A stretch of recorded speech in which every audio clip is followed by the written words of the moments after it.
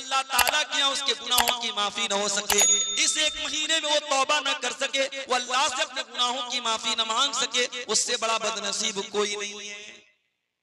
और तीसरा आदमी वरजुलुन अदरका इंदहुल किबरा वालिदाहु, जिसके माँ बाप उसको बुढ़ापे में मिल जाएं, फलम युदखिलाहुल जन्नह, और उसे जन्नत में दाखिल न कर पाए। इन तीन लोगों के लिए अल्लाह के नबी ने बद्दुआ की है और जिब्रील अमीन ने आमीन कही है। मेरे प्यारे साथियों, यही पैगाम आपको देना चाहता हूँ। बड़ी कीमती घड़ियां आपको मिलने वाली हैं, इसकी कदर कीजिएगा। मोबाइल में जाया मत कीजिएगा, फेसबुक में बर्बाद मत कीजिएगा, गेम खेल करके बर्बाद मत कीजिएगा, दिन भर सो करके बर्बाद मत कीजिएगा। एक एक मिनट को कीमती समझिएगा। बहुत बड़ा मेहमान आपके पास आने वाला है, अल्लाह का मेहमान आने वाला है, उसकी कदर। मेरे भाइयों, खुतबे मसनूना के बाद मैंने आपके सामने कुरान करीम की सूरह आले इमरान की एक आयत पढ़ी और उस आयत में अल्लाह ताला ने अपनी एक बहुत बड़ी नेमत का जिक्र किया है। यूं तो कुरान में अल्लाह ताला ने बहुत सारी नेमतों को बयान किया, मगर सूरह आले इमरान की इस आयत में अल्लाह ताला ने जिस नेमत को बयान किया है, उस नेमत को बयान करके अल्लाह ने एहसान भी जताया है कि हाँ, हमने ये नेमत देख करके तुम पर एहसान। अब सवाल ये पैदा होता है, वो कौन सी नेमत है? आइए कुरान खोलते हैं, सूरह आले इमरान की आयत नंबर है 164। लक़द मन्नल्लाहु अलल मुमिनीना इज़ बअथ फ़ीहिम रसूलन मिन अनफुसिहिम, अल्लाह तबारक व तआला ने मोमिनों के ऊपर बहुत बड़ा एहसान किया। क्या एहसान किया? इस बात फीहिम रसूलन, अल्लाह ने उनके बीच में एक रसूल भेजा। कैसा रसूल भेजा? मिन अनफुसिहिम, जो उन्हीं में से है। ये कहने की क्या जरूरत थी कि उन्हीं में से है?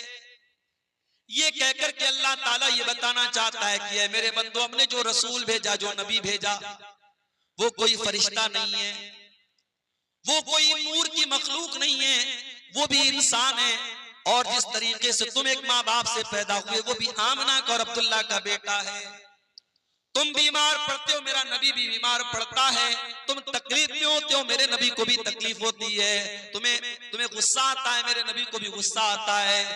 तुम शादी करते हो, मेरे नबी ने भी शादी की है। तुम्हारे बीवी बच्चे, मेरे नबी के भी बीवी बच्चे हैं। रसूलम मिन अनफुसिहिम, वो नबी तुम्हारे ही बीच में से है।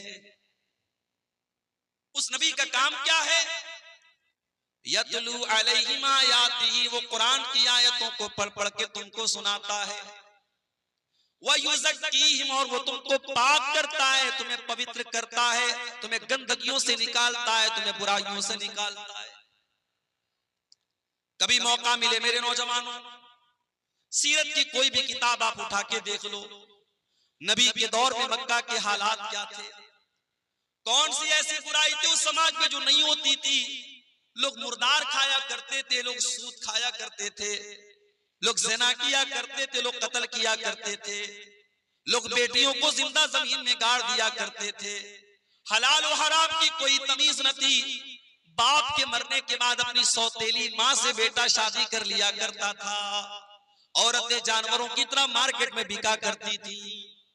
निकाह करने का अजीब व गरीब तरीका उनके समाज में राइज था। पर्दा नाम की कोई चीज न थी, हया नाम की कोई चीज न थी। खाने काबा का तवाफ करते थे नंगे होकर के, मादरजात नंगे होकर के खाने काबा का तवाफ करते थे। अल्लाह के घर में खाने काबा में 360 बुत रखे थे जिनकी वो इबादत किया करते थे। हज भी करते थे, तवाफ भी करते थे, लब्बैक भी पढ़ते थे, मगर देसी घी में मिलावट किया करते थे। जब लब्बैक पढ़ते थे तो क्या कहते थे? लब्बैक अल्लाहुम्मा लब्बैक ला शरीक लक इल्ला शरीकन तमलिकुहु व मा मलक। कहते थे अल्लाह मैं हाजिर हूँ, अय अल्लाह मैं हाजिर हूँ, अय अल्लाह तेरा कोई शरीक नहीं है सिवाय एक शरीक के जिसको तूने अपना शरीक बनाया है और जिसका तू मालिक है। यानी वो अल्लाह के साथ दूसरों को शरीक भी किया करते थे। मुख्तलिफ किस्म की बुराइयां उनके अंदर थी। अल्लाह के नबी दुनिया में आए और आपने उन बुराइयों को खत्म किया। वयुज़क्कीहिम, वो नबी तुम्हें पाक करने के लिए आए हैं। वो तुम्हें गंदगियों से निकालने के लिए आए हैं। वयुअल्लिमुहुमुल किताब वल हिकमा, और वो तुम्हें किताब और हिकमत की तालीम देने के लिए आए हैं। वो नबी तुम्हारे लिए टीचर बनकर के आए हैं, वो नबी तुम्हारे लिए मुअल्लिम बनकर के आए हैं। अफसोस की बात है, हमारा नबी तो टीचर बनकर के आया, हमारा नबी तो पढ़ाने वाला लिखाने वाला बनकर के आया, हमारा नबी तो किताबों हिकमत की तालीम लेकर के आया। और उस नबी के मानने वाले आज पूरे भारत में सबसे ज्यादा जाहिल मौजूद हैं। आज पूरे भारत में लिटरेसी में और तालीम में सबसे पीछे अगर कोई कौम है तो मुसलमान कौम है। न हम दीन के हैं न दुनिया के। लोग समझते हैं मुसलमान के बच्चे मदरसे में पढ़ते, कहां पढ़ते हैं मदरसे? भारत सरकार की रिपोर्ट है कि मुसलमानों के 2% बच्चे सिर्फ मदरसे में पढ़ते हैं। जो पढ़ने वाले बच्चे उसमें 2% मदरसे में पढ़ते हैं, और उसमें भी कितने ऐसे बच्चे हैं 4 साल पढ़ा, 5 साल पढ़े, उसके बाद पढ़ाई उन्होंने छोड़ी। गौर करो मेरे भाइयों, जो नबी दुनिया में टीचर बनकर के आए, पढ़ाने वाले बनकर के आए, और जिस नबी के ऊपर कुरान की पहली आयत की नाजिल हुई, इक़रा बिस्मि रब्बिकल लज़ी खलक़, पढ़ो उस रब के नाम से जिसने पैदा किया। आज उस नबी के मानने वाले, उस नबी का कलमा पढ़ने वाले आज जाहिल, और जाहिल होने का ये नतीजा है कि आज पूरे भारत में जिसका जो जी चाहता है हमारे साथ। अभी आपने देखा दिल्ली की सरजमीन पर नमाज पढ़ी जा रही है, और एक पुलिस वाला आता है और नमाज की हालत में नमाजियों को जूता मारा। मैंने पढ़ा मीडिया में कि उसके खिलाफ कार्रवाई भी हो रही है, मगर आप ये देखिए कि नफरत किस लेवल तक पहुंच गई। मैं इसको सही नहीं ठहरा रहा हूं कि मुसलमान मस्जिद के बाहर सड़क पर क्यों सब बना रहा है, लेकिन हमें इस सवाल का भी जवाब तलाश करने की जरूरत है कि हमारे भारत में बहुत सारे त्योहार सड़क पर मनाए जा रहे हैं। हर तीसरे दिन कोई ना कोई त्योहार सड़क पर मनाया जा रहा है। अगर हफ्ते में या साल में एक नमाज अगर सड़क पर होती है तो इतना बड़ा कानून का उल्लंघन होता है कि तुम नमाजी को जूते से मारो। इसका मतलब ये हुआ, इस्लाम के दुश्मनों को अगर चिढ़ है तो आपकी नमाज से, उनको नफरत है तो आपके शायर से, उनको नफरत है आपकी इबादत से, आपकी नमाज से, उन्हें आपसे नफरत नहीं है। आप इस्लाम छोड़ दें, आप उनके रंग में रंग जाएं, आप शिर्क करने लगे, आप उनके बुतों के आगे सजदा करने लगे, आप उनकी नजर में महबूब हो जाएंगे। जब तक आप नमाज पढ़ रहे हैं, अल्लाह के आगे सर झुका रहे हैं, जब तक आपके अंदर तौहीद है, आप उनकी नजर में बुरे बने हैं। हालात ये, और हम साहब क्या कर रहे हैं? हम ये कर रहे हैं साहब कि हमारी कौम नाच गाने में लगी हुई। अभी मैं एक इलाके में तकरीर करने गया, पूरा इलाका अहले हदीसों का इलाका है। मुझे लोगों ने कहा मौलाना आप तकरीर में बयान कर दीजिएगा, यहाँ शादी ब्याह में ढोल ताशा बजता है, नाच गाना होता है। अहले हदीसों की बस्ती है, कुरान और हदीस पर चलने का दावा करने वालों की बस्ती है। इसी झारखंड की सरजमीन पर मैं गया था, और वहां लोगों ने बताया कि हमारे बस्ती में जब शादी होती है तो नाच गाना भी होता है, ढोल ताशा भी। ये हालात हमारी कौम के हैं मेरे भाई। जरा गौर करो, जो नबी हमें गंदगियों से पाक करने के लिए आया था, और जिस नबी से मोहब्बत का हम दावा करते हैं, उस नबी के मकाम को कभी समझा है मेरे भाई? वयुज़क्कीहिम वयुअल्लिमुहुमुल किताब वल हिकमा, हमने तुमको जो नबी दिया है वो तुम्हें पवित्र करने के लिए, पाक करने के लिए आया है, तुम्हें कुरान सिखाने के लिए आया है, तुम्हें हदीस सिखाने के लिए आया है। व इन कानू मिन क़ब्ल लफ़ी ज़लालिन मुबीन, उस नबी के आने के पहले तुम खुली हुई गुमराही में थे। एक सहाबी अल्लाह के नबी के पास आते हैं, अय अल्लाह के नबी मैंने इस्लाम लाने के पहले बहुत सारे गुनाह किए हैं, अय अल्लाह के नबी क्या मेरे गुनाह सब के सब तौबा से माफ हो जाएंगे? आपने फरमाया अत्तौबतु तादिमु मा क़ब्लहा, तौबा से पहले तुमने जितने गुनाह किए थे, सच्ची तौबा करने के बाद सारे गुनाह माफ हो जाएंगे। अय अल्लाह के नबी मैंने अपने हाथों से अपनी बेटी को जिंदा जमीन में गाड़ा था, मैंने अपनी बेटी को दफन किया था, अपनी बेटी को, अपनी मासूम बच्ची को अपने हाथों से कत्ल किया था, उसको गड्ढे में डाला था, उसको कब्र में जिंदा डाल दिया था। अय अल्लाह के नबी क्या मेरा ये गुनाह भी अल्लाह ताला माफ कर देगा? सहाबी बयान कर रहे हैं, आंखों से आंसू बह रहे हैं, अपनी मासूम बच्ची को याद करके रो रहे हैं। नबी अकरम की आंखों में भी आंसू आ गए। आपने फरमाया ऐ मेरे सहाबी, अल इस्लामु यहदिमु मा क़ब्लहु व तादिमु व तौबतु तादिमु मा क़ब्लहा, इस्लाम लाने के पहले तुमने जो गुनाह किए थे, इस्लाम लाने के बाद वो सारे के सारे माफ हो जाएंगे, और तौबा करने से पहले तुमने जो गुनाह किए थे, तौबा करने के बाद सब माफ हो जाएंगे। नबी अकरम तो इन रस्म और रिवाज को खत्म करने आए थे। जिस समाज में बेटियां पैदा होती थी तो समाज के लिए कलंक मानी जाती थी। बेटी पैदा होती थी, बेटी के बाप का चेहरा काला पड़ जाता था। अल्लाह ताला ने कुरान में नक्शा खींचा है, वइज़ा बुश्शिरा अहदुहुम बिल उन्सा ज़ल्ल वजहुहु मुस्वद्दन व हुवा कज़ीम। जब उसको बशारत सुनाई जाती थी तेरे घर में बेटी पैदा हुई है, तो बाप का चेहरा काला पड़ जाता था। यतवारा मिनल कौमि मिन सूइ मा बुश्शिरा बिही, वो अपनी कौम को अपना चेहरा नहीं दिखाता था। अयुमसिकुहु अला हुनिन यदुस्सुहु फित्तुराब, कि क्या करूं, अगर इस बेटी को पालता हूं तो समाज में जलील होना पड़ेगा, और दूसरा रास्ता यह कि अपनी बेटी को जिंदा जमीन में गाड़ दूं। वो जिंदा जमीन में गाड़ देते थे। मेरे नबी ने आकर के बताया कि नहीं, बेटी जमीन में गाड़ने वाली चीज नहीं है, बेटी तो रहमत होती है, बेटियां तो अनमोल होती है। मेरे नबी ने आके बताया, मन आला जारियतैन हत्ता तबलुगा जा यौमल क़ियामति अना व हुवा कहातैन। जिसको अल्लाह ने दो बेटियां दे दी और दो बेटियों की उसने अच्छी परवरिश कर ली, दोनों बेटियां जवान हो गईं, उनकी अच्छी जगह उसने शादी कर दी। अल्लाह के नबी फरमाते हैं, दो बेटियों का बाप कयामत के दिन इस हाल में आएगा जैसे ये दोनों उंगलियां एक दूसरे के साथ मिली हुई हैं, दोनों उंगलियां जैसे एक दूसरे के साथ सटी हुई हैं। वो बेटियों का बाप अपने नबी के साथ आएगा कयामत के दिन। आपने कुरान की आयत पढ़ के सुनाई, वइज़ल मौऊदतु सुइलत बिअय्यि ज़म्बिन क़ुतिलत। जब जिंदा जमीन में गाड़ी गई लड़की से पूछा जाएगा, जिस बेटी को उसके बाप ने जमीन में दबाया था, दफन किया था, उस बेटी से पूछा जाएगा बिअय्यि ज़म्बिन क़ुतिलत, ऐ कि ऐ बच्ची तुझे तेरे माँ बाप ने क्यों मारा था, तेरे बाप ने तुझे क्यों कत्ल किया था। मेरे नबी ने आकर के दुनिया का सबसे बड़ा पाप करार दिया कि कोई अपनी औलाद को कत्ल। आज भी कत्ल हो रही है औलाद, आज तरीका बदल गया है। वो क्या करते थे, पैदा होने के बाद मारते थे, हम पैदा भी नहीं होने देते, माँ के पेट में मार देते। मेरे पास एक लेडी डॉक्टर का मैसेज आया व्हाट्सएप के ऊपर, हैदराबाद की रहने वाली है, अभी नई नई डॉक्टर हुई हैं, कहने लगी मौलाना साहब मेरे पास एबॉर्शन के बहुत सारे केस आते हैं, कुंवारी लड़कियां आ रही हैं, शादी नहीं हुई है, किसी के साथ नाजायज ताल्लुक हुआ, हमल ठहर गया, आकर के एबॉर्शन करवा रही है, मैं क्या करूं। मैंने कहा जायज नहीं है। मैंने कहा एक ही कंडीशन में ये चीज जायज हो सकती है, शादीशुदा औरत है और मियां बीवी के दरमियान ताल्लुक हुआ और सीरियस कंडीशन है, अगर हमल ठहरता है और पैदाइश होती है, औरत की जान को खतरा है, तो वहां शरीयत का उसूल है कि अगर माँ को भी खतरा है और बच्ची माँ के पेट में अभी बच्चा या बच्ची जो भी है, अगर छोड़ा जाता है तो माँ की जान खतरे में पड़ेगी, तो माँ को बचाया जाएगा और उस हमल को साकित कर दिया जाएगा। वो एक सीरियस कंडीशन की बात है, बाकी एबॉर्शन करना जायज। जानते एबॉर्शन में क्या होता है? जाइए यूट्यूब पर आप वीडियो में देखिए।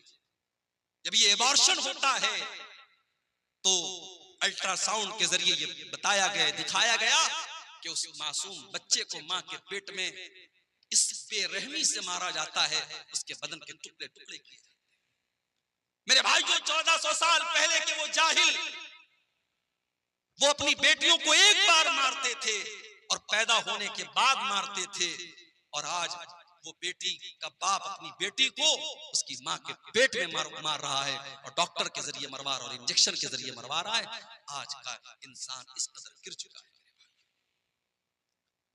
आज औरतों के लोग बात करते हैं। अभी 8 मार्च को लोगों ने कहा वुमेन्स डे, महिला दिवस, महिला अधिकार दिवस, औरतों को अधिकार मिले। कौन से अधिकार की बात? फलस्तीन के गाजा शहर में डेली हजारों औरतें मर रही हैं। दूध पिलाने वाली औरतें भूखी हैं, उनके बच्चों को पिलाने के लिए उनके बदन में ताकत नहीं, अपने बच्चों को दूध पिला सके।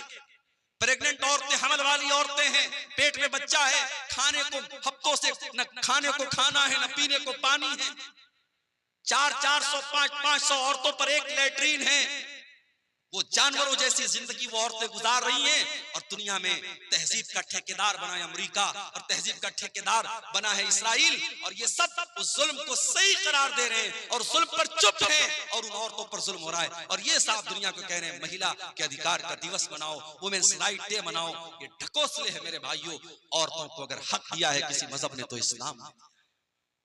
मेरी माँ और बहनों, अगर तारीख और इतिहास के पन्ने उठा के देखो तो तुम अल्लाह के नबी का शुक्रिया अदा करोगे, तुम इस्लाम का शुक्रिया अदा करोगी कि इस्लाम ने तुम्हें जीने का अधिकार दिया। जिस दौर में तुम्हें जीने का अधिकार नहीं था, पैदा होने के बाद बेटियों को मार दिया जाता था, उस समाज में अल्लाह के नबी ने बेटियों की परवरिश पर जन्नत की बशारत।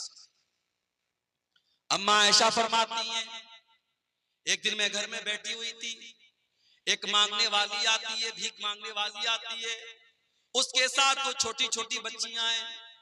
उसने मुझसे कुछ खाने को मांगा, मैंने घर में तलाश किया, मुझे एक खजूर मिली, मैंने वो खजूर उठा करके उस औरत को दे दी। उस औरत ने खजूर के 2 टुकड़े किए और दोनों बेटियों को दे दिया। वलम ताकुल मिनहा शैया, और खुद कुछ नहीं खाया। माँ होती है मेरे भाई, माँ खुद भूखी रहती है, बच्चों को खिलाती है। जिनकी माएं जिंदा है, माओ की कदर करो। माँ के चले जाने के बाद माँ की बड़ी याद आए। माँ ने दोनों बच्चियों को दे दिया, खुद कुछ नहीं खाया। अम्मा आयशा ये मंजर देख करके हैरान हो गई। जब अल्लाह के नबी घर में तशरीफ लाए, अम्मा आयशा ने कहा, अल्लाह के नबी आज ऐसा ऐसा मामला आया था। वो भूखी औरत थी, वो गरीब औरत थी, मैंने एक खजूर उसको दी, उसने अपनी बच्चियों को खिला दिया, खुद कुछ नहीं खाया। आपने फरमाया, आयशा मनिबतुलिया मिन हाज़िहिल बनाति शैअन कुन्न लहू सित्रम मिनन नार। आयशा, ये बेटियां तो अल्लाह ताला की तरफ से बहुत बड़ा इम्तिहान होती हैं, बहुत बड़ी परीक्षा होती हैं, और जिसको अल्लाह ताला बेटी देकर के आजमाता है और इस इम्तिहान में वो खरा उतर जाता है, वो इस इम्तिहान को पार कर लेता है, कुन्न लहू सित्रम मिनन नार। वो बेटियां अपने माँ बाप को जहन्नम की आग से बचाने का काम करती है। मेरे नबी दुनिया में बेटियों की के रक्षक बनकर के आए। बेटी बचाओ का नारा मेरे नबी ने लगाया था। आज दुनिया की सरकारें लगाती है बेटी पढ़ाओ बेटी बचाओ, बेटी पढ़ाओ और बेटी बचाओ का नारा तो मेरे नबी ने लगाया था। मगर आज अफसोस की बात यह है, सीमांचल की धरती पर कह रहा हूं, बड़े जिम्मेदारी के साथ, मैं आपके इस इलाके में फेमस हो गया हूं। मुझसे यूपी में लोग कहते हैं कि मौलाना आपका प्रोग्राम कटिहार में बहुत होता है, पूर्णिया में बहुत होता है, सीमांचल के इलाकों में बहुत होता है। हालांकि ऐसा भी नहीं, बहुत ज्यादा नहीं होता, लेकिन चूंकि यूट्यूब वगैरह पे आ रहा है, लोगों को लगता है ज्यादा होता है। इस इलाके में मैं आता हूँ, लोग आप मुझसे मोहब्बत करते हैं। नौजवान मुझसे कहीं मिलते हैं रास्ते में, मौलाना आपकी तकरीर हम बहुत सुनते हैं, बड़ी मोहब्बत करते हैं, अच्छी बात है। मगर एक चीज मैं आपसे कहना चाहता हूं, कभी गौर करना कि हमारी और आपके समाज में जो औरतें हैं, ये दीन से इतनी दूर क्यों? इन औरतों के दीन से दूर रहने की वजह क्या है?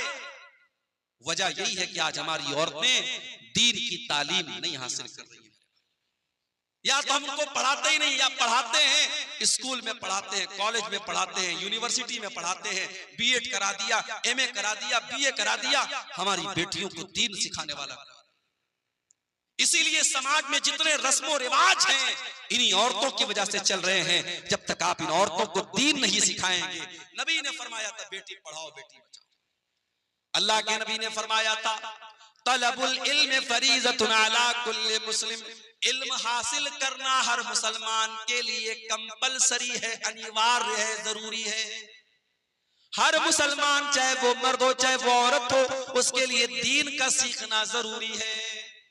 रमजान का महीना आ रहा है, अब कौन कौन सी चीजों से रोजा टूट जाता है, माफ कीजिएगा, ये सिर्फ अब्दुल गफ्फार सलफी का जानना जरूरी नहीं, हर आदमी का जानना जरूरी। इंजेक्शन से रोजा टूटता है कि नहीं टूटता है? ताकत का इंजेक्शन लगाने से रोजा टूटता है कि नहीं टूटता है? कान में दवा डालने से रोजा टूटता है कि नहीं टूटता है? आंख में ड्रॉप डालने से रोजा टूटता है कि नहीं टूटता है? पानी चढ़ाने से रोजा टूटता है कि नहीं टूटता है? ब्लड देने से रोजा ये मसाइल है मेरे भाई, जिनका ताल्लुक रोजे से है, आपको जानना चाहिए। आपको अपने उलमा से पूछना चाहिए। अल्लाह के नबी ने फरमाया तलबुल इल्म फरीज़तुन अला कुल्li मुस्लिम, इल्म का हासिल करना हर मुसलमान के ऊपर फर्ज है। तो जिस तरीके से लड़कों को और मर्दों को दीन सीखना जरूरी है, उसी तरीके से औरतों को दीन सीखना जरूरी है। ये 1400 साल पहले ये नारा मेरे नबी ने लगाया था, बेटी बचाओ बेटी पढ़ाओ। और आगे बढ़िए, जिस नबी का हम कलमा पढ़ते हैं, जिस नबी को हम मानते हैं, कभी गौर किया आपने उस नबी की शान क्या है? अभी एक बहुत बड़े हिंदुस्तान के मौलाना का बयान में सुन रहा था। जमीयत उलमाए हिंद के वो सेक्रेटरी हैं, सदर हैं, बड़े बुजुर्ग आलिम में बड़ी इज्जत करता हूं मैं उनकी, मौलाना अरशद मदनी साहब, बूढ़े हैं, बुजुर्ग हैं, हिंदुस्तान में मुसलमानों के नुमाइंदा आलिम माने जाते। उनका एक बयान में सुन रहा था, अपने तलबा को नसीहत कर रहे थे कि उलमाए देवबंद ने जो कह दिया है उसको पत्थर की लकीर समझ के उसको पकड़ लो, कहीं और मत जाना। क्या ये तासुब नहीं है मेरे भाई? क्या ये तासुब नहीं है कि आपने अपने उलमाए देवबंद को और अपने उलमा को मासूम का दर्जा दे दिया कि जो उन्होंने कह दिया वो पत्थर की लकीर है? अहले हदीस अगर खिलाफ है तो इसी के खिलाफ है मेरे।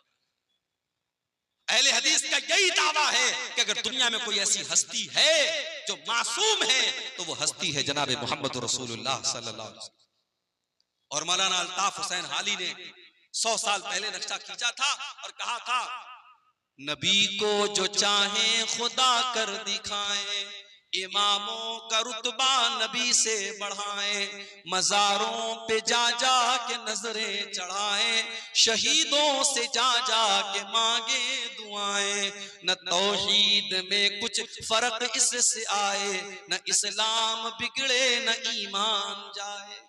बिल्कुल सही कहा था मौलाना अल्ताफ। हमारी कौम आज नबी का मकाम, नबी से बढ़ के इमामों का मकाम बता रही है। अपने उलमाए देवबंद को कहा जा रहा है उनकी हर बात पत्थर की लकीर है। अरे उलमा की बात छोड़ दो, इमामों की बात छोड़ दो, अरे मेरे नबी की शान तो ये है कि मेरे नबी के रहते हुए अगर कोई दूसरा नबी आ जाए तो उसकी भी नहीं चलती। आइए मैं दलील आपको दे देता हूं। सूरह आल इमरान में अल्लाह ने फरमाया,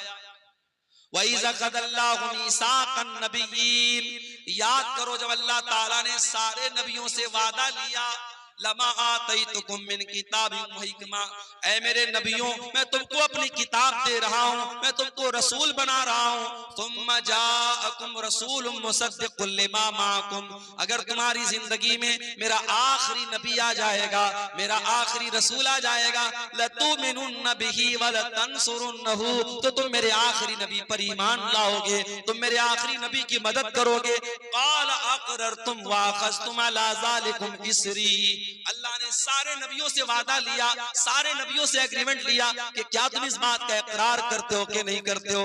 कालू अकररना, सारे नबियों ने कहा कि हाँ अल्लाह में इकरार करते हैं। काला फशहदू व अना माकुम मिनश शाहिदीन, अल्लाह ने फरमाया ऐ मेरे नबियों तुम गवाह रहना और मैं भी इस बात के ऊपर गवाह हूं। यह है मेरे नबी का। मेरे नबी के आ जाने के बाद अब दुनिया में किसी और नबी की रिसालत नहीं चलेगी, किसी और नबी की नबूवत नहीं चलेगी। कयामत के पहले हजरत ईसा अलैहिस्सलाम भी दुनिया में आएंगे तो वो अपनी शरीयत लेकर के नहीं आएंगे, अपना लॉ लेकर के नहीं आएंगे, अपना कानून लेकर के नहीं आएंगे। वो भी अगर पैरवी करेंगे तो जनाब मोहम्मद रसूलुल्लाह सल्लल्लाहु अलैहि वसल्लम के कानून की पैरवी। मेरे भाइयों, हजरत उमर फारूक एक मरतबा तौरात का एक नुस्खा लाते हैं और उसको पढ़ने लगे। तौरात का नुस्खा लाए, पढ़ने लगे। अल्लाह के नबी वहीं पर बैठे हुए और अल्लाह के रसूल का चेहरा गुस्से से लाल। हजरत उमर की नजरें तो किताब की तरफ है, तौरात की तरफ है, वो नजर उठा करके अल्लाह के रसूल का चेहरा नहीं देख रहे हैं। अबू बकर सिद्दीक रज़ी अल्लाह ताला अन्हु ने कहा कि ऐ उमर जरा अल्लाह के नबी का चेहरा देख ले, कितने गुस्से में अल्लाह के। हजरत उमर ने देखा अल्लाह के रसूल का गुस्से वाला चेहरा, फौरन तौरात का वो नुस्खा जमीन पर दे मारा और कहा औज़ु बिल्लाहि मिन गज़बिल्लाहि, मैं अल्लाह की पनाह चाहता हूं अल्लाह के गजब से। रज़ीतु बिल्लाहि रब्बा व बि मुहम्मदिन रसूला व बिल इस्लाम दीना, मैं अल्लाह को अपना रब मानता हूं, मैं मोहम्मद सल्लल्लाहु अलैहि वसल्लम को अपना रसूल मानता हूं और मैं इस्लाम को अपना दीन मानता हूं। उसके बाद अल्लाह के नबी ने फरमाया वल्लज़ी नफ्सु मुहम्मदिन बियदिही, उस अल्लाह की कसम जिसके हाथ में मोहम्मद की जान है, ऐ उमर कान खोल करके सुन लो, लौ बदालकुम मूसा, अगर आज मूसा अलैहिस्सलाम भी दुनिया में आ जाएं और तुम मुझे छोड़ करके मूसा अलैहिस्सलाम की पैरवी करने लगो, उनके पीछे पीछे चलने लगोगे, लज़ललतुम अन सवाइस सबील, तो तुम सीधे रास्ते से भटक जाओगे। और अगर आज मूसा अलैहिस्सलाम भी जिंदा हो जाएं, अगर आज मूसा अलैहिस्सलाम भी जिंदा हो जाएं, तो उनको भी मेरी इत्तिबा करनी पड़ेगी, मेरी पैरवी करनी पड़ेगी। ये है अजमत हमारे नबी की, ये मकाम है मेरे भाई। हमारे नबी तो वो है मेरे भाइयों जो रस्म और रिवाज को खत्म करने के लिए दुनिया में आए थे, आखिरी नबी बन के आए थे। हमारे नबी की मिसाल कैसी है? अल्लाह के नबी एक हदीस में मिसाल बयान करते हैं, एक इंसान ने बड़ा खूबसूरत मकान बनाया, बड़ा बेहतरीन मकान बनाया, बस एक ईंट की जगह छोड़ दी। अब लोग आते हैं मकान का चक्कर लगाते, कहते यार मकान तो बहुत अच्छा है, बस एक ईंट की कमी है। अल्लाह के नबी फरमाते हैं कि वो एक ईंट मैं हूं, मैं नबूवत की आखिरी ईंट हूं, मैं खातमुन नबिय्यीन हूं, मैं आखिरी नबी हूं, मेरे बाद अब कोई और नबी आने वाला। अल्लाह के नबी खातमुन नबिय्यीन हैं, अब आपके बाद दुनिया में कोई नबी आएगा। और इसीलिए आप देखिए कि अल्लाह के रसूल की जिंदगी में एक बहुत खतरनाक रस्म रिवाज थी। किसी ने अगर किसी बच्चे को पाल लिया तो वो उसका सगा बाप माना जाता था। अभी मेरे पास एक साहब का कॉल आया कि मैंने बेटे को पाला है, मुझे औलाद नहीं हो रही थी, बच्चे को पाला है, तो ये तो पता है कि बच्चे के बाप की जगह जब निकाह पढ़ा जाएगा तो मेरा नाम नहीं बल्कि उसके बच्चे के बाप का नाम लिया जाएगा। लेकिन मैं ये पूछना चाह रहा था कि आधार कार्ड बनवाना है, पैन कार्ड बनवाना है, क्या उस पर मैं अपना नाम दे सकता हूं? मैंने कहा भाई ये देख लो, आप अगर टेक्निकल मजबूरी है आधार में अगर आप अपना नाम ही दे सकते हैं, बच्चे के ओरिजिनल बाप का नाम नहीं दे सकते, मजबूरी है तो अलग बात है। शरीयत तो यही कहती है कि आपको ओरिजिनल बाप का नाम देना पड़े। बच्चे को पाल लेने से आप बच्चे के बाप नहीं बन जाते, शरीयत का कायदा तो यही। इसीलिए मुसलमानों के यहाँ बच्चों को गोद लेना बहुत मुश्किल टफ मामला है, इसलिए कि इस्लाम बच्चे को गोद लेने पर उसके ओरिजिनल बाप का ही नाम उसके नाम के साथ लगाया जाएगा, पालने वाले का नाम नहीं चलेगा। इस्लाम ने बड़ी सख्ती के साथ इस बात पर, अल्लाह के नबी ने हजरत ज़ैद को बेटे की तरह पाला था और इतनी मोहब्बत से पाला था कि लोग ज़ैद इब्ने हारिसा को ज़ैद बिन मोहम्मद कहने लगे, अल्लाह के रसूल का बेटा कहने लगे। और हजरत ज़ैद की शादी जब हजरत ज़ैनब के साथ हुई और मियां बीवी में जब अच्छी तरीके से निभा नहीं हो पाया और हजरत ज़ैद ने अपनी बीवी को तलाक दे दिया, अल्लाह ने हुक्म दे दिया, ऐ मोहम्मद सल्लल्लाहु अलैहि वसल्लम, आप हजरत ज़ैनब की इद्दत पूरी हो जाने के बाद उनसे निकाह कर लें। गौर करो मेरे भाइयों, उस जमाने के रिवाज के हिसाब से हजरत ज़ैनब अल्लाह के नबी की बहू लगती थी, हजरत ज़ैद की बीवी थी, आपकी बहू लगती थी उस जमाने के रिवाज के हिसाब से। और अल्लाह ताला की तरफ से ये हुक्म दिया गया कि आप ज़ैनब से निकाह कर लीजिए। अल्लाह के नबी घबराने लगे, लोग मुझे ताना मारेंगे, लोग मुझे बुरा भला कहेंगे, मैं क्या जवाब दूंगा? अल्लाह ने फरमाया, या अय्युहन नबी ला तुतिल काफिरीन वल मुनाफिकीन, ऐ नबी आप काफिरों की पैरवी न करें, मुनाफिकों की पैरवी न करें। ऐ नबी अल्लाह ने जो हुक्म दिया आप उस हुक्म को मान ले। वतख्शन नास वल्लाहु अहक्कु अन तख्शा, ऐ नबी आपको लोगों से डरने की जरूरत नहीं है, आपको अल्लाह से डरना है, अल्लाह से डरिया। नबी ने शादी कर हजरत ज़ैनब बिन्त जहश से। अल्लाह के नबी ने जब उन्होंने उनकी तलाक हो गई, इद्दत पूरी हो गई, अल्लाह के नबी ने शादी कर दी। अब जैसे ही शादी हो गई, अब अल्लाह के नबी के ऊपर मुनाफिकीन की तरफ से एतराज होने लगा, यहूदियों की तरफ से एतराज होने लगा, साहब इन्होंने तो अपनी बहू से निकाह कर लिया। अब जरा गौर करना मेरे भाइयों, जब ये एतराज होने लगा कि अल्लाह के नबी ने अपनी बहू से निकाह कर लिया है, अल्लाह ताला ने कुरान में अपने नबी का डिफेंस किया और कुरान में अल्लाह ने आयत नाजिल की, मा काना मुहम्मदुन अबा अहदिम मिर रिजालिकुम, ओ लोगो मोहम्मद सल्लल्लाहु अलैहि वसल्लम तुम में से किसी मर्द के बाप नहीं है। उनकी औलाद तो जितने उनके बेटे पैदा हुए सब बचपन में इंतकाल कर गए। जब उनका कोई बेटा जवान ही नहीं हुआ तो जब वो किसी मर्द के बाप नहीं है तो फिर उनकी बहू कहां से आ गई? जब वो किसी मर्द के बाप नहीं है, उनके सारे बच्चे बचपन में इंतकाल कर गए, तो तुम ये क्यों कहते हो उन्होंने अपनी बहू से निकाह? उनका दूसरा एतराज ये था कि चलो ठीक है, इन्होंने निकाह कर लिया ज़ैनब से, और ज़ैनब इनकी 5वीं बीवी थी और सारे मुसलमानों को ऑर्डर था कि 4 से ज्यादा शादी नहीं कर सकते और अल्लाह के नबी की ये 5वीं बीवी थी। इस पर भी लोगों ने एतराज किया कि सबके लिए अलग कानून, इनके लिए अलग कानून क्यों है? अल्लाह ने उसका भी जवाब दिया, वलाकिर रसूल अल्लाह, ये अल्लाह के रसूल हैं, ये तुमसे पूछ करके निकाह नहीं करेंगे। इनको अल्लाह ने इजाजत दी है, इसलिए इन्होंने ज़ैनब से निकाह किया है। आम मुसलमानों के लिए अलग हुक्म है और नबी के लिए अल्लाह की तरफ से अलग हुक्म है, तुम्हें एतराज करने का कोई हक हासिल नहीं है। तीसरा एतराज ये किया गया कि अगर अपनी बहू से निकाह कर भी लिया जमाने के रस्म और रिवाज को तोड़ने के लिए, तो ये काम कोई और भी कर सकता था, इन्होंने क्यों किया? ये रस्म तो किसी और के जरिए भी तोड़ी जा सकती थी, ये रस्म अल्लाह के रसूल के जरिए क्यों तोड़ी गई? अल्लाह ने फरमाया व खातमन नबीयीन, मेरा नबी आखिरी नबी बन करके आया। जब मेरा नबी रस्म और रिवाज को नहीं तोड़ेगा तो कौन तोड़ेगा? मेरे नबी तो रस्म और रिवाज को तोड़ने ही के लिए दुनिया में आए। ये अलग बात है, वो नबी रस्म और रिवाज को तोड़ने के लिए आए थे। उस नबी के उम्मती आज रस्म और रिवाज को तोड़ने वाले नहीं बल्कि बढ़ाने वाले, बढ़ा रहे हम रस्म और रिवाज। शादी के पहले अभी आपने देखा एक बहुत बड़ी शादी हो रही है गुजरात के जामनगर शहर में। मुंबई और गुजरात के बहुत बड़े उद्योगपति घराने में शादी हो रही है और शादी में 9 अरब रुपये खर्च हो चुके। अभी ये शादी के पहले के फंक्शन में 9 अरब रुपये खर्च हो चुके। और ऐसा नहीं कि ये सिर्फ उनके दूसरे मजहब के लोगों में हो रहा है, मुसलमानों का भी बहुत बुरा हाल है।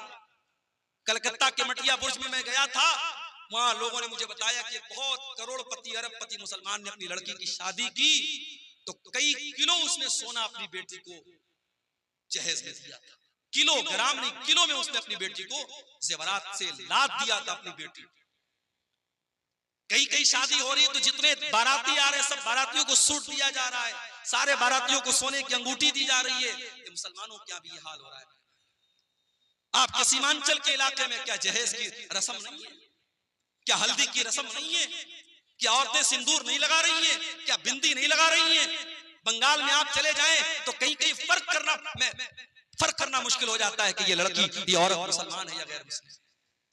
जो नबी रस्म और रिवाज को तोड़ने के लिए आए थे, जो नबी हमें रस्म और रिवाज की बेड़ियों से आजाद करने के लिए आए थे, आज अफसोस की बात यह है उस नबी का कलमा पढ़ने के बावजूद और उस नबी से मोहब्बत का दावा करने के बावजूद आज हम रस्म और रिवाज की बेड़ियों में जकड़े हुए हैं और न जाने कौन कौन सी रस्म और रिवाज में हम पड़े।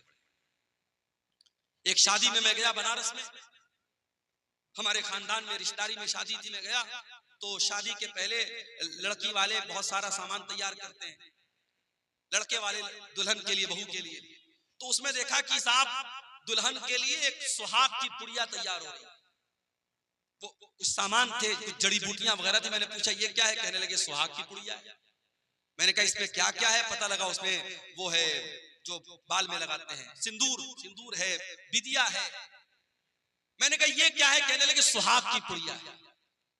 माफ करना मेरे भाइयों, इस्लाम में कोई सुहाग की पुड़िया नहीं है। इस्लाम में एक शादीशुदा औरत के लिए सुहाग की कोई निशानी नहीं। बाज़ औरतें समझते चूड़ी पहनना ये सुहाग की निशानी है, कुंवारी लड़की भी चूड़ी पहन सकती।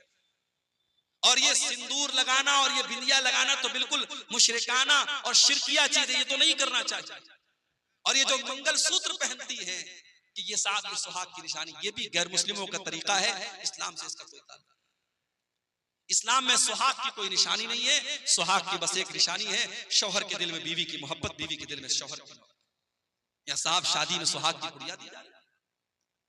शादी के पहले एक रस्म होती है हल्दी की रस्म। कहीं कि आपने देखा होगा हल्दी की रस्म में बाकायदा जितनी लड़कियां हैं सब पीले रंग का कपड़ा पहने। सावन का महीना आता है, सावन के महीने में पीले रंग का कपड़ा और पीले रंग की चूड़ियां मुसलमान औरतें पहनती हैं। धनतेरस का त्योहार आता है, बिहार में मैंने पटना में देखा कि मुसलमान औरतें मार्केट से सामान खरीद रही हैं। मैंने पूछा ये क्या हो रहा है? कहने लगे मुसलमान भी धनतेरस के दिन ये मान्यता है, लोगों का ये मानना है कि धनतेरस के दिन कुछ ना कुछ जरूर खरीदना चाहिए, चाहे एक झाड़ू ही खरीदा जाए तो गैर मुस्लिमों के साथ मुसलमान भी धनतेरस के दिन कुछ ना कुछ जरूर खरीद। क्या है मेरे भाई ये फजूल की रस्में, ये जाहिलाना रस्में। और आज भारत में दूसरे लोगों के साथ रह करके उनके कल्चर से हमने एडॉप्ट कर ली, हासिल कर ली और हमारे कल्चर में भी वो चीजें शामिल। हमारे नबी तो रस्म और रिवाज को तोड़ने के लिए आए थे। हमारे नबी की शान तो ये है, हमारे नबी का मकाम तो ये है कि जब आप मेराज के सफर पे गए तो बैतुल मुकद्दस में सारे नबियों की मौजूदगी में अगर इमामत किसी ने कराई है, सारे नबियों का इमाम अगर कोई बना है तो जनाब मोहम्मद रसूलुल्लाह सल्लल्लाहु अलैहि वसल्लम। सारे नबियों को आपने नमाज पढ़ाई और जब आप दुनिया में तशरीफ लाए और आपने मक्का के काफिरों को बताया कि मैं रातों रात मैं खाने काबा से मस्जिद अक्सा तक गया और वहां से मैंने सातों आसमान की सैर की, तो मक्का के काफिरों ने कहा कि ऐ मोहम्मद हम तुम्हारी बात को कैसे सच मान लें, जो सफर करने में हमको 2 महीना लगता है तुम कह रहे हो तुम रातों रात हो करके चले, हम कैसे मान लें। तो कुछ काफिरों ने अल्लाह के नबी का इम्तिहान लेने के लिए कहा कि ऐ मोहम्मद ये बताओ कि तुम बैतुल मुकद्दस गए थे। आपने कहा गए थे, कहा तुमने देखा था, कहां देखा था, कहा अच्छा ये बताओ बैतुल मुकद्दस में कितने दरवाजे, कितनी खिड़कियां हैं, कितने रोशनदान हैं, बैतुल मुकद्दस के पूरब में क्या है, उसके पश्चिम में क्या है, उसके उत्तर में क्या है, उसके दक्षिण में क्या है, उसमें कितने दरवाजे हैं। अब जाहिर है आपके गांव में मैं पहली मर्तबा आया हूं और आप मुझे अपनी मस्जिद में नमाज पढ़ने के बाद जलसे में लेके चले आए और फिर उसके बाद मैं 1 साल के बाद आपसे मिलूं या 1 महीने के बाद आपसे मिलूं और आप क्या मौलाना साहब आप सोहरा डांगी आए थे हमारी मस्जिद में, आप आए थे, बताइए मस्जिद में खंबे कितने थे, मस्जिद में पंखे कितने थे, मैं कैसे बता पाऊंगा। मैं मस्जिद में पंखे गिनने थोड़ी गया था, मैं खंबा गिनने थोड़ी गया था, मैं नमाज पढ़ने गया था, चला आया। मक्का के काफिरों ने अल्लाह के नबी से ऐसे सवालात करने शुरू।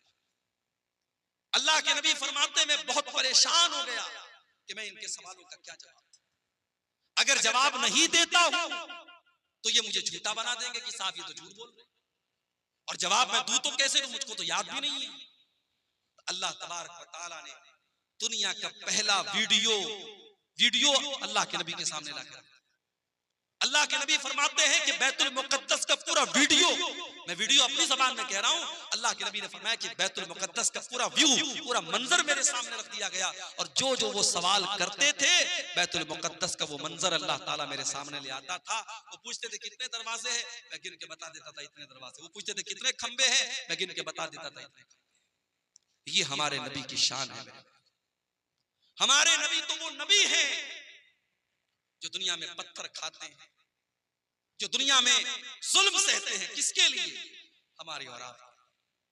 वो नबी मानवता को बचाने के लिए, इंसानियत को बचाने के लिए आए थे। वो नबी इंसानियत के मोहसिन थे मेरे प्यारे साथ। हमारी और आपकी जिंदगी का मकसद है अपने बच्चों के लिए मेहनत करना, अच्छा मकान बनाना, बैंक में सेविंग करना, प्रॉपर्टी खरीदना, अपने बच्चों को अच्छा फ्यूचर देना। मेरे नबी का मिशन क्या था? मेरे नबी का मिशन सिर्फ एक था, फलाल्लका बाकिउन नफ्सका अला आसारिहिम इल्लम युमिनु बिहाज़ल हदीस यसफा। ऐ नबी आपको लोगों के ईमान लाने की इतनी चिंता, इतनी फिक्र है कहीं आप अपनी जान न दे दें। ऐ नबी लोगों के ईमान लाने की चिंता में कहीं अपनी जान न दे दे, आपको इतनी फिक्र है लोगों के ईमान लाने। आपने ताइफ में पत्थर भी खाए, आपने मक्का से ताइफ का 100 किलोमीटर का सफर पैदल तय किया है। आप ताइफ गए, ताइफ के लोगों ने आपका कलमा नहीं पढ़ा बल्कि आपके दुश्मन बन गए। आपके ऊपर ईमान लाना तो बड़ी दूर की बात है, उन्होंने आपका मजाक उड़ाया। आप जब ताइफ से निकल करके जाने लगे, ताइफ के उन लोगों ने अल्लाह के नबी के ऊपर पत्थर बरसाए। मेरे नबी के जिस्म के ऊपर इतने पत्थर बरसाए गए, आपके जिस्म से खून बहने लगा और खून बह बह करके आपके जूते में जम गया। मेरे प्यारे भाइयों, उस नबी ने पत्थर भी खाए हैं तो हमारे और आपके लिए खाए हैं। वो नबी हमारे और आपके लिए मोहसिन बन करके आए थे। इसीलिए अल्लाह ताला कुरान करीम में कहता है, वमा अरसलनाका इल्ला रहमतल लिल आलमीन। ओ लोगों, हमने तुमको वो नबी दिया है जो सारी कायनात के लिए रहमत बन करके आए थे, रहमत बन करके आए थे। और ये मत समझो कि नबी सिर्फ इंसानों के लिए रहमत बन करके आए थे, नबी तो जानवरों के लिए भी रहमत बन करके आए थे। अभी खेरिया हाट से हम गुजरे, हमारे एक भाई ने कहा मौलाना साहब यहाँ मवेशियों की मार्केट लगती है और जो जानवर को जो बेचने वाले होते हैं बड़ा जुल्म करते हैं जानवरों के साथ। वल्लाह जब हम ये सुनते हैं तो तकलीफ होती है। हमारे नबी ने जानवरों के साथ भी जुल्म करने की तालीम दी। अरे जिस नबी के उम्मती जानवर के साथ जुल्म नहीं कर सकते, उस नबी के उम्मती आतंकवादी और दहशतगर्द कैसे? मेरे नबी ने तो एक बकरे को ज़बाह करने के टाइम भी हुक्म दिया है कि बकरे को ज़बह करने के टाइम छुरी तेज कर लो, बकरे के सामने छुरी मत तेज करो ताकि उसको डबल डबल तकलीफ ना हो। जानवर को ज़बह करना है, हलाल करना है, अल्लाह ने उसको हमारे लिए हलाल बनाया है, उसका गोश्त हम खाएंगे, मगर उसको हलाल करने का, ज़बह करने का भी तरीका बताया है अल्लाह के नबी ने, उसमें तरीका ऐसा बताया उसको तकलीफ।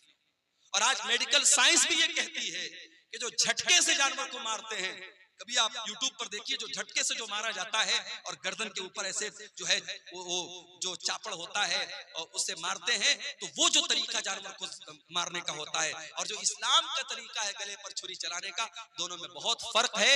और इस्लामी तरीके में जानवर की जान फौरन निकल जाती है, उसको तकलीफ नहीं। जानवरों के साथ भी अल्लाह के नबी ने रहम का बर्ताव करने का। सफर में आप जा रहे, अचानक एक जगह से चींटियों के पास से आप गुजरे, सहाबे किराम को चींटी काटने लगी, सहाबे किराम ने आग लगाई और चींटियों को जला दिया। अल्लाह के नबी को पता चला, अपने सहाबा को डांटा और आपने कहा कान खोल करके सुन लो, आग का अजाब आग का रब ही दे सकता है, आग का अजाब कोई और नहीं दे सकता। चींटी को भी जलाने का आपको अधिकार नहीं है, चींटी को जला नहीं सकता। उसी सफर में अल्लाह के नबी जा रहे थे, एक सहाबी ने एक लाल चिड़िया के बच्चों को ले लिया और लाल चिड़िया जब अपने घोंसले में आई, बच्चों को नहीं देखा, फड़फड़ाने लगी। अल्लाह के नबी की नजर चिड़िया के ऊपर पड़ी, आपने कहा इसके बच्चे को किसने छीना है? एक सहाबी ने कहा अल्लाह के नबी मैंने छीना है।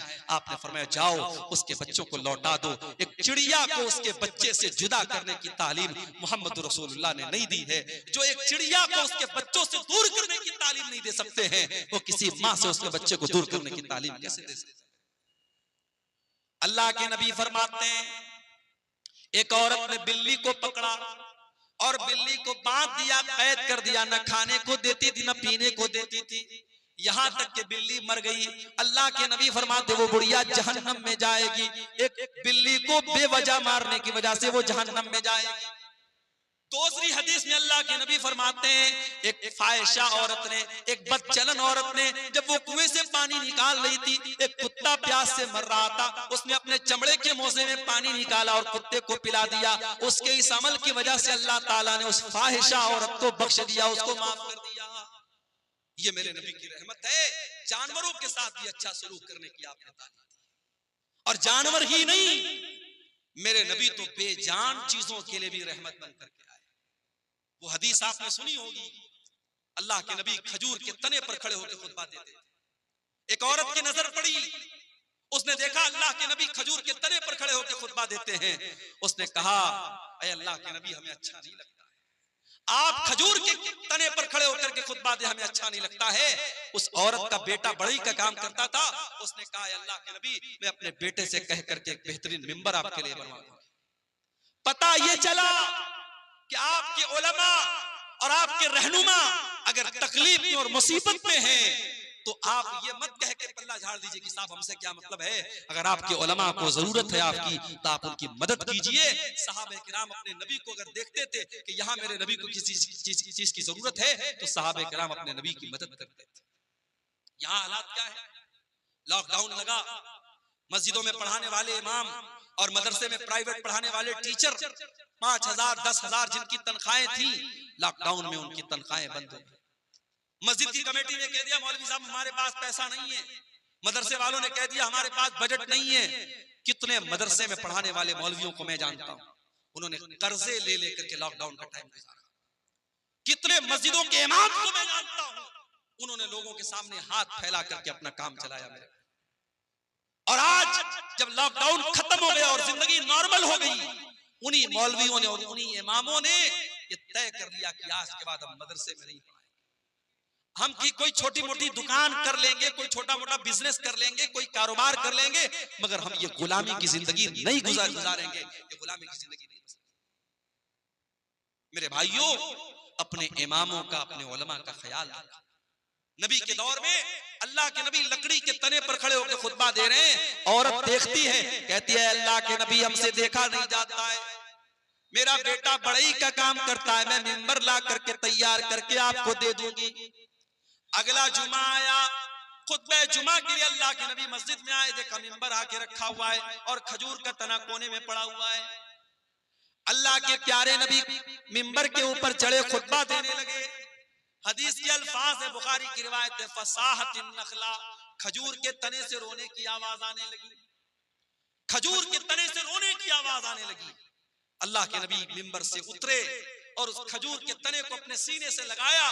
जब आपने सीने से लगाया तो रोने की आवाज आनी बंद हो गई और सिसकने की आवाज आने लगी। अल्लाह के नबी ने फरमाया, अगर मैं इसको सीने से न लगाता तो कयामत तक ये रोता रहता। और उसके बाद आपने फरमाया, इन्नहा कानत तबकी अला मा कानत तस्मउ मिन ज़िक्र, चूंकि इस मिंबर पर खड़े होकर के मैं अल्लाह का जिक्र करता था, मैं कुरान बयान करता था, मैं हदीस बयान करता था, इसलिए ये लकड़ी का तना रो रहा है। मेरे प्यारे साथियों, मेरे नबी उस लकड़ी के तने के लिए रहमत बन करके आए थे।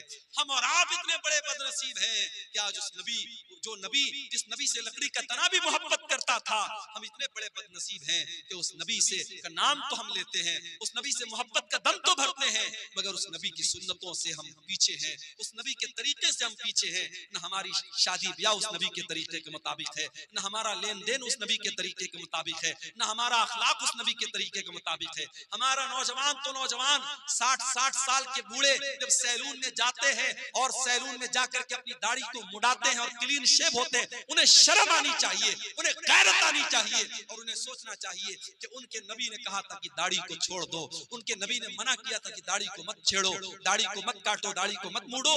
जिस नबी ने दाढ़ी को छोड़ने का हुक्म दिया था, आज उस नबी के उम्मती सैलून में जाकर के दाढ़ी साफ करवा रहे हैं। जिस नबी ने सारी जिंदगी पाक दामनी की जिंदगी गुजारी थी, जो नबी इतने हयादार थे कि अल्लाह के नबी के बारे में सहाबा कहते हैं कि कुंवारी लड़की से भी ज्यादा आप शर्मीले थे। आज उस नबी के मानने वाले और उस नबी का कलमा पढ़ने वाले बेशर्म होते चले जा रहे हैं, बेगैरत होते चले जा रहे हैं। इस कौम की लड़कियों को देख लो, इस कौम के लड़कों को देख लो, आज बेहया होते चले जा रहे हैं। मेरे प्यारे साथियों, उस लकड़ी के तने को भी अपने नबी से मोहब्बत थी। अगर हमें मोहब्बत होती तो हम भी उस नबी के तरीके और आगे बढ़े। वो नबी हमसे बहुत मोहब्बत करते थे, वो नबी हमें बहुत चाहते थे। अल्लाह ने कुरान में फरमाया, लक़द जाअकुम रसूलुम मिन अनफुसिकुम अज़ीज़ुन अलैहि मा अनित्तुम हरीसुन अलैकुम बिल मुमिनीना रऊफुर रहीम। ऐ मुसलमानों, हमने तुमको वो रसूल दिया है जो जान से ज्यादा तुमसे मोहब्बत करते हैं, जो तुम्हें फायदा पहुंचाने की पूरी कोशिश करते हैं, जो तुम्हें तकलीफ से बचाना चाहते हैं। अल्लाह के नबी की सीरत में आप ये वाक़यात हैं। मिसवाक से आप कितनी मोहब्बत करते थे।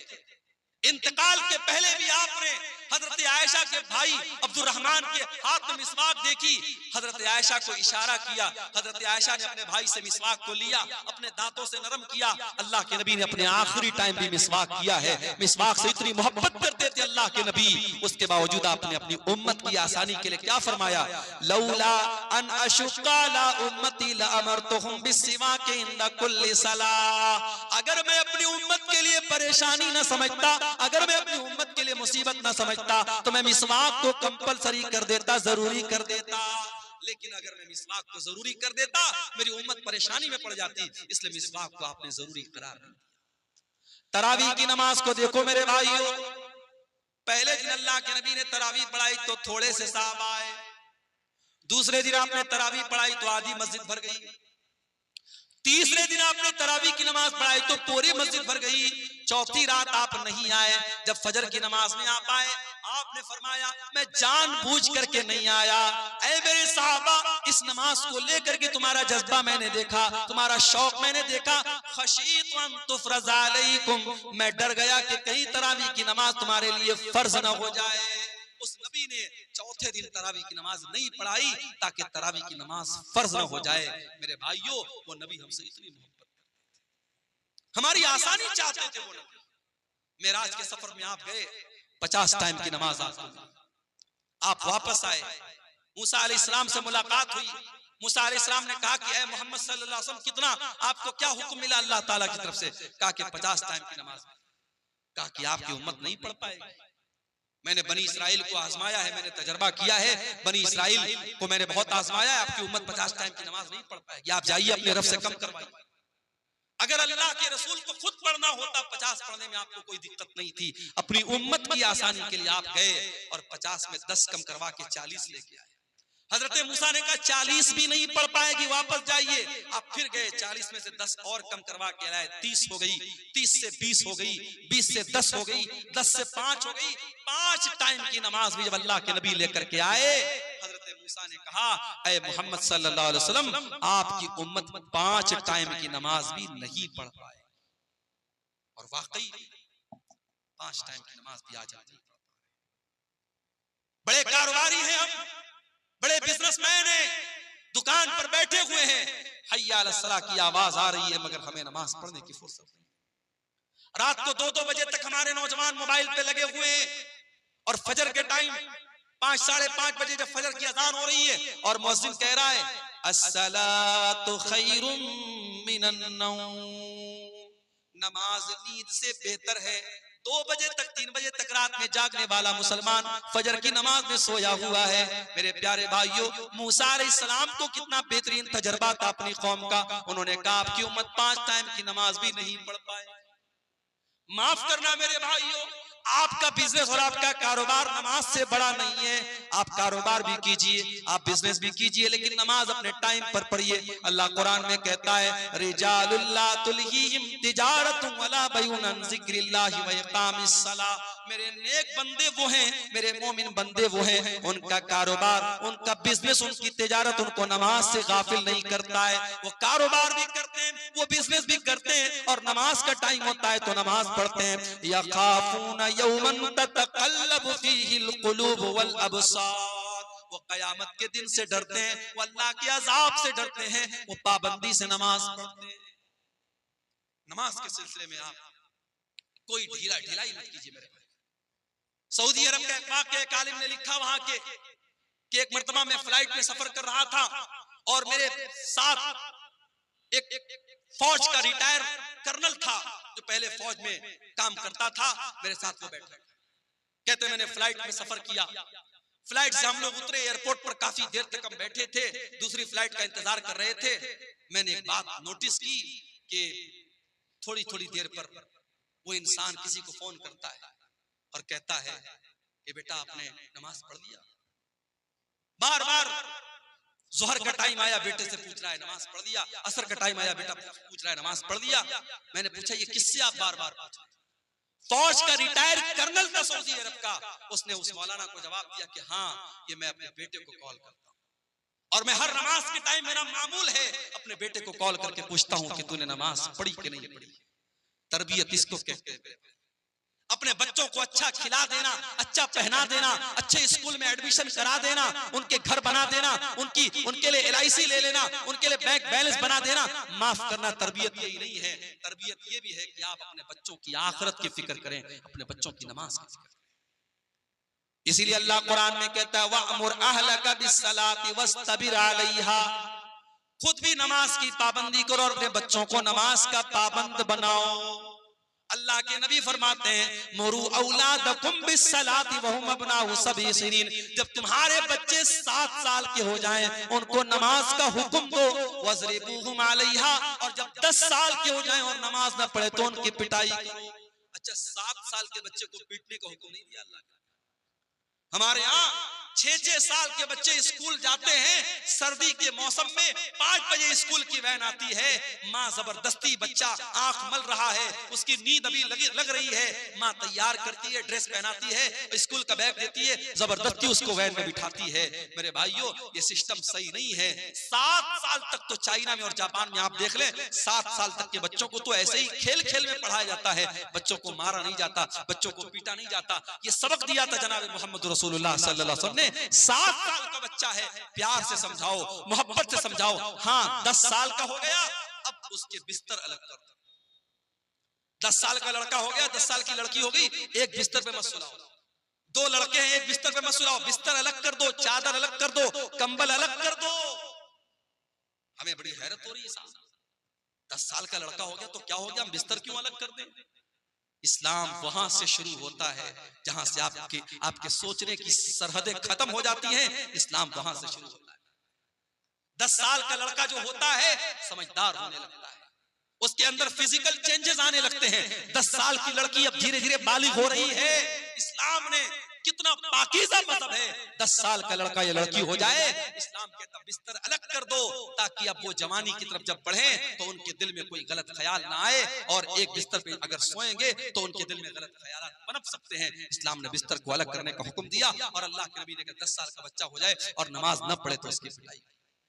हमें वो नबी मिले हैं मेरे भाई, वो नबी मिले हैं जो हमसे इतनी मोहब्बत करते हैं, हमें ऐसी शरीयत दे करके गए, ऐसा दीन दे करके गए, उस दीन में कदम कदम पर हमारे लिए आसानी है। अभी हमने देखा दिल्ली के अंदर जो वाकया हुआ कि सड़क पर लोग नमाज पढ़ रहे हैं और पुलिस वाले ने अपने जूते से नमाजी को मारा, हमें बड़ा गुस्सा आया, बड़ा जलाल आया। मगर हम यहाँ पर एक बात ये भी कहेंगे कि इस्लाम की तालीम नहीं है कि आप पब्लिक प्लेस में नमाज पढ़ें। अगर आपकी नमाजी ज्यादा हो रहे हैं, जुमा में 2 जमात आप कर ले, ईद में 2 जमात कर ले, सड़क पे आप नमाज ना पढ़ें। हम अपने मुसलमान भाइयों को ये समझाएंगे कि आपका सड़क पर नमाज पढ़ना सही नहीं है, लेकिन हम साथ में अपने सरकार से, हुकूमत से ये भी कहेंगे कि ये भारत में कानून एक होना चाहिए, 2 तरीके का कानून नहीं होना चाहिए। किसी मजहब के त्योहार तो खुलेआम सड़कों पर मनाए जाएं और त्योहार मनाने वालों पर फूलों की बारिश की जाए, और दूसरे मजहब का मुसलमान अगर हफ्ता में जुमा की एक नमाज पढ़ ले तो आपका पुलिस वाला उसे जूतों से मार रहा है। ये 2 तरीके के कानून नहीं चलेंगे। और अगर मान लो हालात कभी दुनिया में ऐसे आ जाएं, सारी मस्जिदें खत्म हो जाएं और सारे जितनी अल्लाह की मस्जिदें हैं सारी मस्जिदों को लोग ढा दे, गिरा दे, तब भी माफ करना नमाज बंद होने वाली नहीं। इसलिए कि अल्लाह के नबी फरमाते हैं 6 चीजें अल्लाह ताला ने मुझको ऐसी दी है जो किसी और नबी को नहीं दी गई। ओती तो सित्तन लम योतहुन्न आदुन कबली, 6 चीजें अल्लाह ताला ने स्पेशल मुझको दी जो किसी और नबी को नहीं दी। नंबर 1 ओती तो जवामी अल कलिम, अल्लाह ताला ने मुझको जवामी उल कलिम दिया है। अल्लाह के नबी की जुबान से छोटे छोटे जुमले निकला करते थे, लेकिन माना बहुत बड़ा बड़ा होता था। छोटी छोटी बातें, जैसे मिसाल के तौर पे अल्लाह के नबी ने फरमाया इन्नमल अमालु बिन्नियात, अमल का दारो मदार नियत पर। छोटी सी हदीस है लेकिन इसके माना और मतलब बहुत बड़ा बड़ा है। दूसरी चीज वह नुसिरतु बिर्रुब मसीरत शहर, और मेरे दुश्मन के दिल पर मेरा रोबो दबदबा डाल दिया गया है। मेरा दुश्मन 1 महीने की दूरी पर भी अगर मुझसे हो, उसके दिल में मेरा रोबो दबदबा डाल दिया गया है। तीसरी चीज वजुइलत लियल अर्ज़ु मस्जिदन व तहूरा, और सारी की सारी जमीन मेरे लिए मस्जिद बना दी गई है। मुसलमान नमाज पढ़ने के लिए मस्जिद का मोहताज नहीं है। कहीं पर भी जंगल में चला जाए, पहाड़ पे चला जाए, दुनिया के किसी भी कोने में चला जाए, नमाज का टाइम हो गया, नमाज वो कहीं पर भी पढ़ सकता है। पाक साफ जगह होनी चाहिए। अगर पानी नहीं मिल रहा है, उसके लिए सारी जमीन पाक बनाई गई, वो कहीं पर भी जमीन पर हाथ मार करके तयम्मुम कर सकता है। सारी जमीन उसके लिए पाक बनाई गई, सारी जमीन उसके लिए मस्जिद बनाई गई। ये हमारे इस्लाम की खासियत है। हमारा दीन बड़ा आसान दीन है। जाड़े का मौसम है, हमने मोजा पहना है, सफर में हम निकले हुए हैं, मोजा नहीं उतार रहे हैं। इस्लाम कहता कोई मसला नहीं, तुम्हें पैर धोने की जरूरत नहीं। वजू करके अगर आपने मोजा पहना है और सफर की हालत में आप हैं तो 3 दिन तक आप उसी मोजे को पहने रहिए और उस पर मसा कर लीजिए, पैर को धोने की जरूरत नहीं है। हाँ, अगर अपने घर में है तो 24 घंटे तक आप मसा कर सकते हैं। 24 घंटे के बाद आप मोजा उतार लीजिए, पैर धो के फिर से मोजा पहन लीजिए, वजू करके फिर से पहन लीजिए। आसानियां हैं हमारे लिए। सफर में हम निकले, अभी हमारे कटिहार के बाद आबाब हैं, कल हम लोग यहाँ से जुमा पढ़ के जामताड़ा गए थे, 350 किलोमीटर दूर गए थे, सफर में निकले हैं। नमाज का टाइम हुआ, हम 4 रकात वाली नमाज को 2 रकात पढ़े। सुन्नत पढ़ने की जरूरत नहीं है, फजर की सुन्नत पढ़ेंगे, बाकी कोई सुन्नत पढ़ने की जरूरत नहीं है। 4 रकात वाली को 2 रकात पढ़ेंगे, जोहर और असर को इकट्ठे पढ़ लेंगे, मगरिब और इशा को इकट्ठे पढ़ लेंगे। आसानियां हैं कदम कदम पर हमारी शरीयत में। मेरे प्यारे साथियों, यही बात है जो अल्लाह कुरान में कह रहा है, लक़द जाअकुम रसूलुम मिन अनफुसिकुम अज़ीज़ुन अलैहि